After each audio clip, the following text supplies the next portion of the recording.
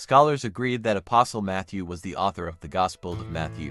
He was a tax collector before Jesus called him to follow him, as indicated in Matthew 9-9. The tax collectors were viewed as traitors and thieves by the Jewish community. Thus, Matthew 11:19 and 5:46-47 shows that they were hated among the Jews for their working relationship with the Romans. Some scholars suggest dates for the Gospel of Matthew between the late 50s and early 60s. This was before the destruction of the Temple of Jerusalem that took place in 70 AD, however. Most scholars date the Gospel of Matthew to have been written in the mid-80s. Nonetheless, most scholars agree that the date of authorship was after the destruction of the Temple of Jerusalem. The destruction of the temple resulted in Jews' dispersion to different parts of the world.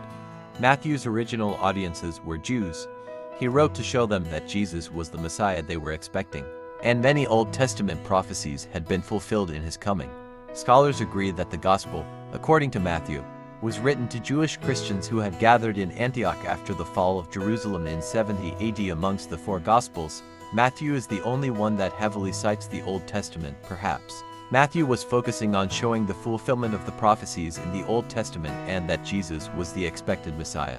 The Gospel of Matthew must have been written from a place with high Jewish populations, where Greek was the spoken language, and where Christianity made a serious attempt to be the only religious option. Antioch in Syria fits all these conditions nicely.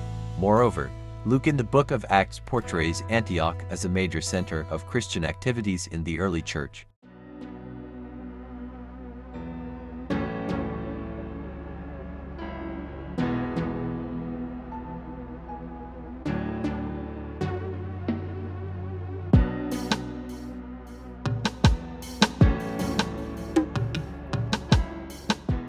The Gospel can be divided into four major divisions with 5 major discourses. The divisions include A. Messiah's birth and the start of ministry, Matthew chapter 1 verse 1 to chapter 4 verse 11.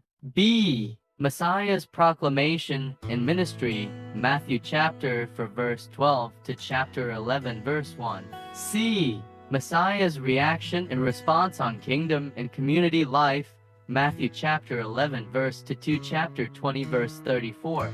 D. Messiah's rejection and vindication, Matthew chapter 21 verse 1 to chapter 28 verse 20. Apart from the 4 major divisions, the Gospel of Matthew has 5 major blocks of teachings. These are 1. The Sermon on the Mount, Matthew chapter 5 verse 1 to chapter 7 verse 27. 2.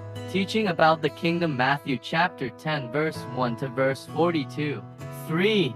Parables teaching about the character in the kingdom, Matthew chapter 13 verse 1 to verse 52. 4. Teaching on the relationship in the kingdom, Matthew chapter 18 verse 1 to verse 35. 5. And teaching on the future of the kingdom, Matthew chapter 24 verse 1 to chapter 25 verse 46. Unlike the Gospel of Mark, which scholars believe is one of Apostle Matthew's sources, Matthew does not arrange his material in a chronological geographical flow. He does not serve a straightforward biography of the life of Jesus. Matthew takes a theological consideration instead of geographical or chronological consideration in his content flow. This can therefore inform the conclusion that each discourse in the book of Matthew has a specific lesson that Matthew intended his readers to learn. The gospel can also be taken as the best gospel for teaching discipleship or disciple making.